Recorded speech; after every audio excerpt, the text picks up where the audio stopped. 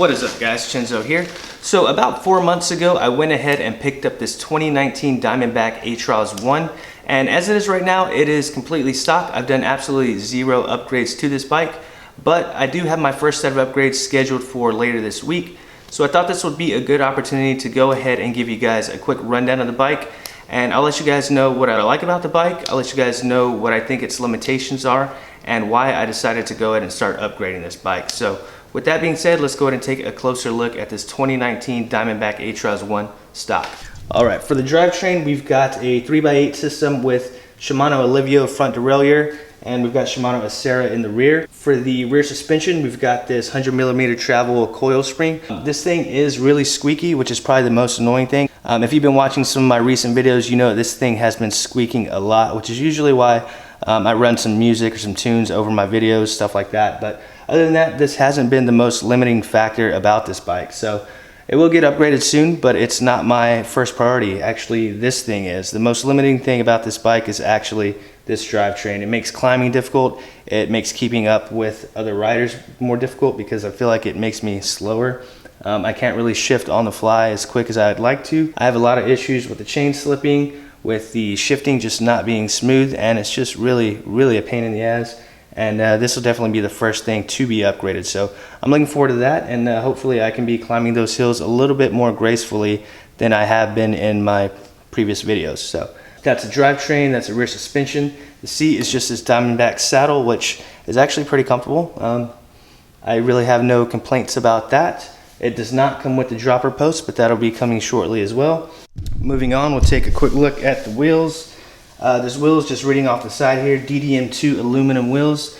Nothing too fancy about that. These tires I thought were not the most aggressive when I saw them, but they haven't really been giving me too many issues on the trail. Luckily, I've been fortunate enough to not have any flats to really deal with that.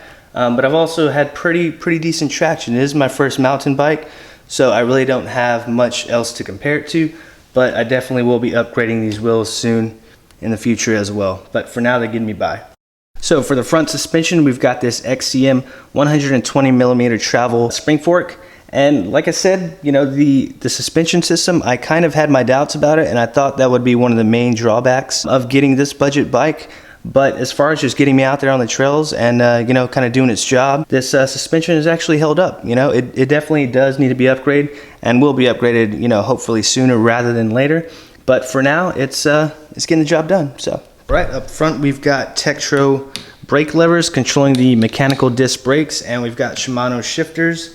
And like I said, the shifters are probably one of the main things that have been giving me the most issues with this bike. The brake levers and brakes hasn't really been too much of an issue yet, but that will need to be upgraded soon as well. But priority would be getting these shifters and the whole drivetrain swapped out. But for me, the brakes have been holding up pretty decent. You can't really complain about those too much. And down the line, I will be swapping those out, but not just yet. We've also got these grippy, nice little hand grips that I got from Diamondback. No need to upgrade those just yet. They're nothing fancy, nothing colorful, but they are getting the job done for now, so no issues there. All right, so the big question is, after 4 months of riding this $600 budget mountain bike, do I regret not spending more on a bike? Do I enjoy the time and the experiences I've had on this bike? Do I wish I would have spent more and maybe bypassed some of the upgrades and some of the frustrations associated with this bike?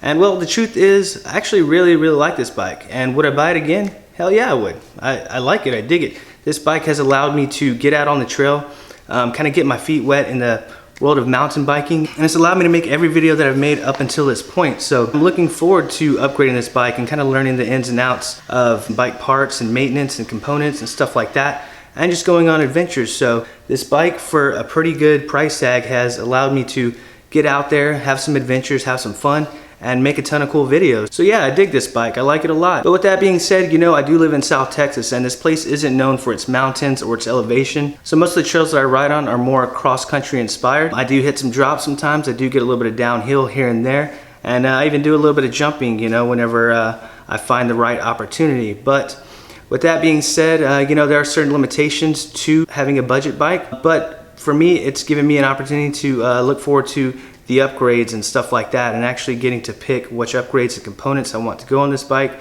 and to kind of customize and kind of build it out my own way. So I'm looking forward to that. I'm looking forward to doing some downhill. There's a downhill park about 2 hours from me, so I definitely, you know, have to do some more upgrading before I can make that leap. But for the meantime, for the trails that I'm riding out here, this bike is actually working pretty fine. That is my review of the 2019 Diamondback Atroz 1 stock as is. And if you want to keep up with the journey and you know, follow me through the upgrades and see where I take this bike and what adventures this bike takes me on, go ahead and hit sub and follow the journey that way. With that being said, thank you guys for watching. Stay stoked, and I'll see you in the next one.